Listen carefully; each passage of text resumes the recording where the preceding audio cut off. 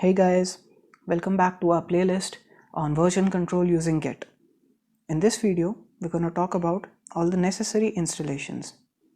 All the links that I'll be using to download these files will be available in the description box down below. So let's start with installing Git. To install Git, all you have to do is go on this link, and if you want to install it for Windows, click on this button right here.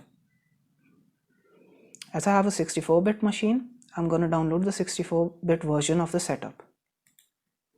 If you want to download Git for Mac, all you have to do is scroll down and download it from this button right here.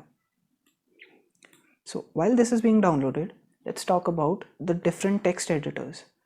You can use any text editor that you want, but in this playlist, we'll be suggesting you either use Atom or you use VS Code.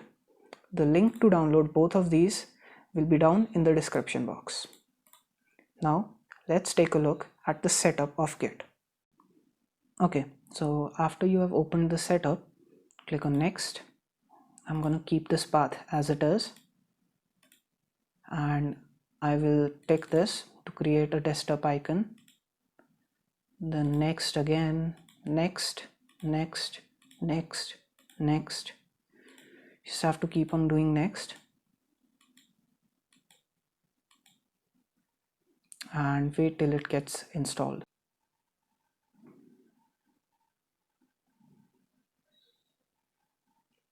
Okay, so after the installation is complete, untick this and launch Git Bash. Okay guys, so after opening Git Bash, if you want to check whether you have correctly installed Git or not, all you have to do is type git --version. If it returns a proper version, that means that you have installed Git correctly. You can also zoom in and out of this interface by holding Control and scrolling in and out.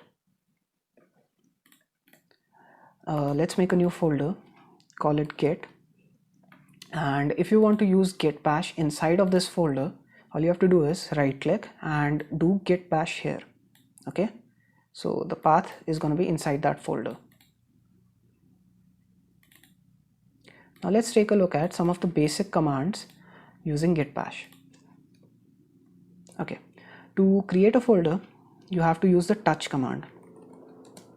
Let's say we're making a text file, ab.txt, and a binary file.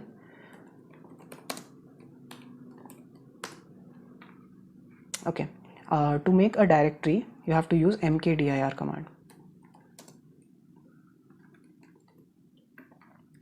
Okay, to list all the contents of a folder, you have to use ls.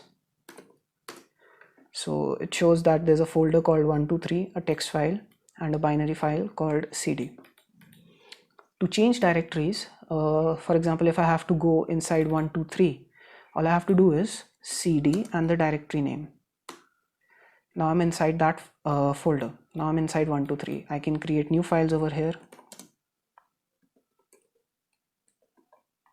Okay, so there we go. Now if we want to go back from this directory to the previous one, all we have to do is cd space .. Now we are back in the root directory. Now for deletion, the command is rm, then the file name. The same is with the folder. If you have to remove a folder, the command is same, just you have to name the folder. I'm sorry, you have to actually do this for a folder. So yeah, a folder is deleted like this. So this was a basic introduction video to all these commands and a basic installation video. Further in this playlist, we're going to talk about local repositories in the next video.